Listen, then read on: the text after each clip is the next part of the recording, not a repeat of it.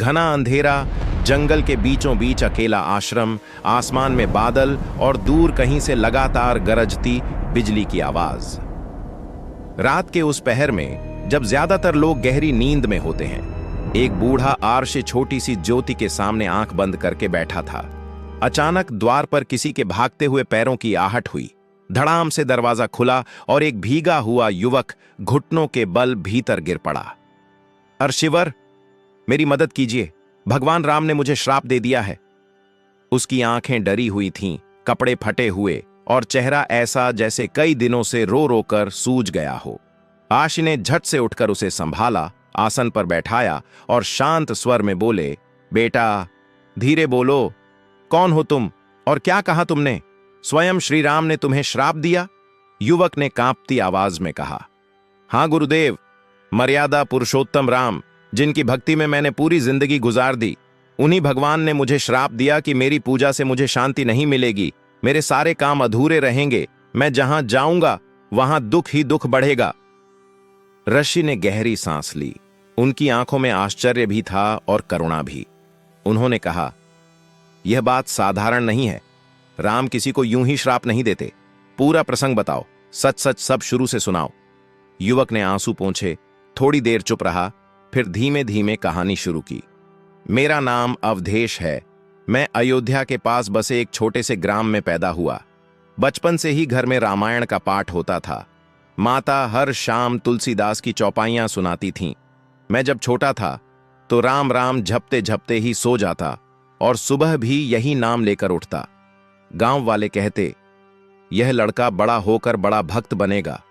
गुरुदेव, शायद यही बात धीरे धीरे मेरे अहंकार की जड़ बन गई।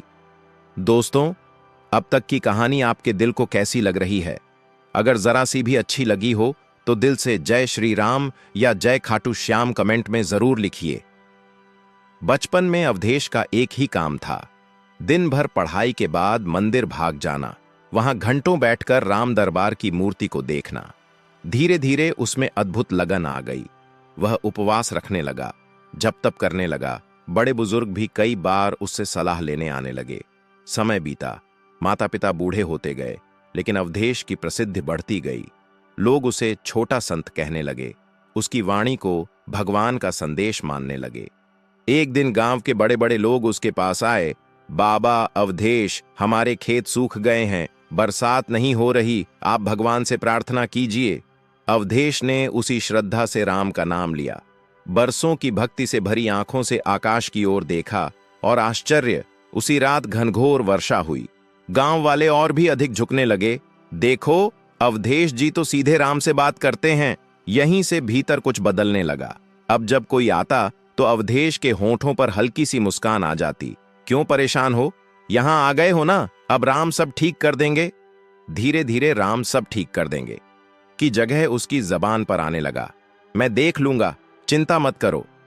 आर्षि गंभीर होकर सुन रहे थे। उनकी उंगलियां माला की मनकों पर चल रही थीं। उन्होंने पूछा, तुम्हें कब लगा कि भगवान से भी ज्यादा तुम्हारे हाथ में शक्ति है? अवधेश ने भारी आवाज में कहा, उस दिन जब मेरे पिता बीमार पड़े। और हां, ऐसी ही भक्ति और प्रेरणादायक कहानियां रोज सुनने के लिए हमारे चैनल द पवान कहानी को सब्सक्राइब कर लीजिए, ताकि अगली कहानी आपसे मिस न हो जाए। पिता कई दिनों से खांस रहे थे, शरीर कमजोर। डॉक्टर ने भी उम्मीद लगभग छोड़ दी थी। माता रो रो कर कहती, बेटा, अपने राम से कहो ना, तुम्हारी भक्ति पर हमें भरोसा है।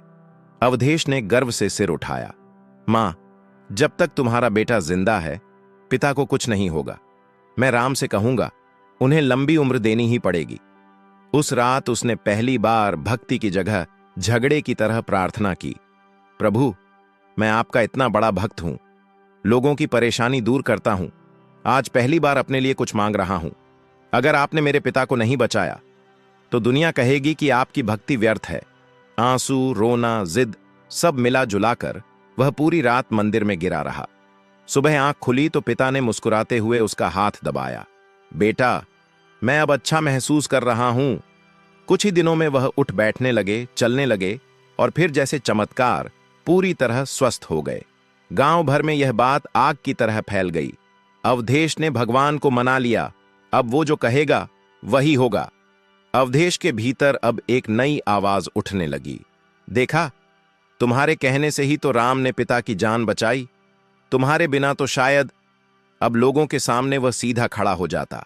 राम ने नहीं, राम की भक्ति ने काम किया है, और यह भक्ति मुझे मिली है।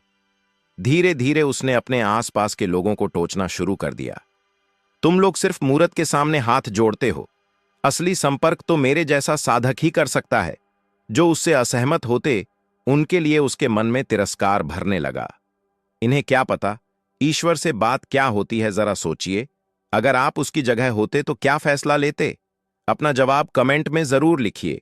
बाद में मैं आप सबके कमेंट्स पढ़ूंगा। एक शाम जब पूरा गांव मिलकर रामनवमी मनाने की तैयारी कर रहा था, गांव के पुराने ब्राह्मण जी ने सुझाव दिया, इस बार कथा की अगुवाई अवधेश करेगा और हम सब उसके साथ मिलकर राम कथा सुनेंगे। सबने ताली बजाई, लेकिन इसी में एक बूढ़ी औरत धीरे से बोली, बेटा, तू भले ही बड़ा साधक हो, पर राम हमेशा सबसे पहले अपने नाम के आगे मर्यादा लिखते हैं। कहीं ऐसा ना हो कि भक्ति में तेरा मैं बड़ा हो जाए। अवधेश ने उस दिन पहली बार किसी श्रद्धालु को चिड़चिड़े स्वर में जवाब दिया, दादी, जो दिन रात राम का नाम जपे, क्या उसके सामने भी आप ये बात कहेंगी? यदि मैं गलत हूं तो फिर पूरे गांव के चमत्कार किसने किए? भीड़ में हल्की सी खुसुर फुसुर हुई, पर उसकी प्रसिद्धि के आगे सब चुप हो गए। रात आई, रामनवमी का उत्सव शुरू हुआ। मंदिर में दीपक जले, भजन गूंजे और अवधेश गद्दी पर बैठकर राम कथा सुनाने लगा।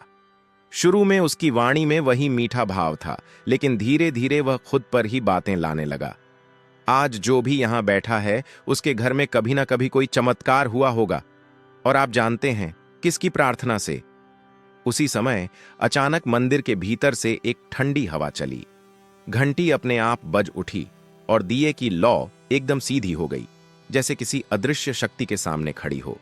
अवधेश की जबान लड़खड़ा गई, चेहरे पर पसीना आ गया और उसे ऐसा लगा मानो गर्भगृह से कोई तेजस्वी प्रकाश उसकी ओर देख रहा हो। भीड़ को कुछ समझ नहीं आया, पर अवधेश के कानों में एक गहरी शांत आवाज गूंजी, अवधेश, क्या तुम सच में मान बैठे हो कि जो कुछ भी हुआ वह तुम्हारी शक्ति से हुआ? क्या तुम भूल गए कि तुम्हारी सांस भी तुम्हारी नहीं, मेरी दी हुई है? अवधेश घबराकर उठ खड़ा हुआ। कौन कौन बोल रहा है? आवाज और स्पष्ट हुई, मैं वही हूं जिसके नाम से तुमने अपनी पहचान बनाई, राम। अंदर से गर्भगृह में राम दरबार की मूर्ति पर तेज प्रकाश चमक उठा। सबको लगा बस दीपक की लौ तेज हुई है, लेकिन अवधेश के लिए वह साक्षात दर्शन जैसा था। भय और गर्व दोनों एक साथ उसके मन में उठे। प्रभु, आपने स्वयं मुझे चुना है, तभी तो मेरी प्रार्थना पर बरसात होती है, रोगी ठीक होते हैं। आवाज अब कठोर हुई, भक्ति में मैं कहां से आ गया? अवधेश, तुम्हें दिया गया हर वरदान दूसरों की सेवा के लिए था, न कि स्वयं को ईश्वर की जगह बैठाने के लिए। अवधेश ने फिर भी बहस करने की कोशिश की, लेकिन प्रभु, लोग अब मुझे ही आपका प्रतिनिधि मानते हैं। अगर मैं न रहूं तो कौन उनका मार्गदर्शन करेगा? तभी गर्भगृह की लौ एक क्षण के लिए बुझी और फिर और भी प्रचंड जली। आवाज बोली, जो स्वयं को ही रास्ता समझ बैठे, वे मार्गदर्शक नहीं, भटके हुए यात्री हैं। आज से तुम्हें मेरा एक वचन सुनना होगा, ध्यान से सुनो। जब तक तुम अपने हृदय से यह मैं नहीं निकालोगे, तुम्हारी पूजा तुम्हें शांति नहीं देगी। तुम जहां भी जाओगे, तुम्हारा अहंकार लोगों के बीच कलह और दुख बढ़ाएगा। जब तक तुम स्वीकार नहीं करोगे कि सब मेरा है, तुम कुछ भी नहीं। अवधेश के लिए यह शब्द किसी श्राप से कम नहीं थे। उसी क्षण उसे लगा जैसे उसके भीतर कुछ टूट गया हो। वह जमीन पर गिर पड़ा और जब होश आया तो मंदिर खाली था। लोग प्रसाद लेकर घर जा चुके थे। उसे विश्वास ही नहीं हुआ, क्या सच में राम ने मुझे श्राप दिया? मैं तो उनका सबसे बड़ा भक्त था। अगर आप अभी तक वीडियो देख रहे हैं तो इसका मतलब कहानी आपको सच में छू रही है। एक लाइक जरूर कर दीजिए, इससे मुझे और भी अच्छी अच्छी कहानियां बनाने की हिम्मत मिलती है। राम जी की वह बात सुनकर वह आदमी कुछ पल के लिए चुप हो गया, फिर बोला, प्रभु, अगर मैं आपकी दी हुई इस शक्ति का गलत इस्तेमाल न करूं तो? अगर मैं इसका उपयोग किसी की मदद के लिए करूं तो? भगवान श्री राम मुस्कुराए और बोले, शक्ति कभी भी अच्छी या बुरी नहीं होती पुत्र। उसका उपयोग उसे अच्छा या बुरा बना देता है। शराब हो, दौलत हो या ज्ञान, यदि तुम उसे अपने अहंकार को बढ़ाने के लिए प्रयोग करोगे तो वही वरदान तुम्हारे लिए श्राप बन जाएगा। लेकिन अगर तुम वही चीज किसी की भलाई, सेवा और सुधार के लिए प्रयोग करो तो वही श्राप तुम्हारे लिए वरदान बन जाता है। यह सुनकर आदमी झुक गया, लेकिन उसके मन में कहीं ना कहीं अभी भी अहंकार बाकी था। वह मन ही मन सोच रहा था, मैं अलग हूं, मैं संभाल लूंगा, मेरे साथ कुछ बुरा नहीं हो सकता। समय बीतता गया। जैसे जैसे उसके हाथ में शराब, पैसा और शोहरत बढ़ती गई, वैसे वैसे उसके विचार भी बदलते गए। शुरू शुरू में वह खुद से कहता था, थोड़ी सी ही तो पीता हूं, किसी का क्या बिगाड़ रहा हूं। फिर एक दिन वही शराब वह अपने दोस्त को देता है और हंसते हुए कहता है, ले भाई, जिंदगी का मजा लेना सीख, भगवान खुद मुझे ये दे गए हैं। धीरे धीरे वही दोस्त, वही घर, वही परिवार इस नशे में डूबने लगे। किसी का कारोबार डूब गया, किसी के रिश्ते टूट गए, किसी की तबीयत बर्बाद हो गई, और एक दिन वही आदमी मंदिर की सीढ़ियों पर रोते रोते गिर पड़ा। वह फूट पड़ते हुए बोला, प्रभु, आप तो दयालु हैं। चलिए दोस्तों, अब कहानी को आगे बढ़ाते हैं और देखते हैं कि आगे भगवान उस भक्त की प्रार्थना कैसे सुनते हैं। ध्यान से सुनिएगा। आपने मुझे यह शक्ति दी, पर मैंने तो इसे सिर्फ मजे के लिए इस्तेमाल किया, फिर यह सब बर्बादी क्यों?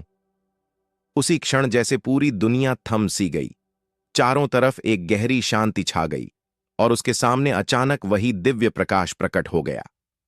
श्री राम की गंभीर मगर करुणा से भरी आवाज उसके मन में गूंजी, पुत्र, जब हमने तुम्हें वरदान दिया था तब तुम्हें जिम्मेदारी भी दी थी। तुमने कहा था कि तुम इसे किसी की भलाई के लिए उपयोग करोगे, मगर तुमने इसे अपने अहंकार और मनोरंजन का साधन बना दिया। याद रखो, जब भी इंसान यह सोचने लगे कि मेरे साथ कुछ गलत नहीं होगा, वहीं से उसका पतन शुरू हो जाता है। यह सुनकर वह आदमी जोर जोर से रोने लगा। उसके हाथ अपने आप जुड़ गए। वह कांपती आवाज में बोला, प्रभु, मुझसे गलती हो गई, मैंने आपकी बात को हल्के में ले लिया। मुझे एक आखिरी मौका दे दीजिए, मैं इस नशे को हमेशा के लिए छोड़ दूंगा, दूसरों को भी इससे बचाने की कोशिश करूंगा, बस मेरे परिवार को बचा लीजिए। तब भगवान की आवाज फिर सुनाई दी, गलती हर इंसान से होती है। अगर ऐसा मोड आपको इंटरेस्टिंग लगा हो तो इस वीडियो को अपने परिवार और दोस्तों के साथ शेयर कर दीजिए, ताकि वो भी ये सीख वाली कहानी सुन सकें। पर जो अपनी गलती मानकर लौट आता है वही हमारा सच्चा भक्त है। जा पुत्र, हम तुझे एक अवसर देते हैं, लेकिन याद रख, यह अवसर आखिरी भी हो सकता है। आज के बाद अगर तूने उसी राह को फिर चुना तो फिर तेरा भाग्य भी तुझे नहीं बचा पाएगा। इतना सुनते ही आदमी की आंख झटके से खुल गई। उसका सीना तेजी से उठने बैठने लगा। वह देर तक यूं ही चुपचाप बैठा रहा। उसे समझ आ गया कि यह कोई साधारण सपना नहीं, बल्कि प्रभु की सीधी चेतावनी थी। अगले ही दिन उसने शराब की हर बोतल उठाई, जमीन पर दे मारी और अपने दोस्तों के सामने खड़े होकर साफ आवाज में कहा, आज के बाद मैं इस जहर को हाथ भी नहीं लगाऊंगा, और अगर तुम मुझे अपना मानते हो तो तुम भी इस नशे से दूर रहना। पहले तो सब हंसे, मजाक उड़ाया, लेकिन जब उन्होंने उसकी आंखों में डर की बजाय दृढ़ विश्वास देखा तो कुछ दोस्त चुप हो गए, कुछ ने उसी समय बोतल किनारे रख दी। धीरे धीरे उसका घर संभलने लगा, रिश्ते फिर से जुड़ने लगे, उसकी सेहत सुधरने लगी और सबसे बड़ी बात, उसका मन हल्का होने लगा। अगर आप यहां तक वीडियो देख चुके हैं तो आप हमारे सच में स्पेशल व्यूअर हैं। कमेंट में मैं हूं द पावन कहानी परिवार जरूर लिखिए, ताकि मुझे पता चले कि आप हमारे कोर फैमिली मेंबर हैं।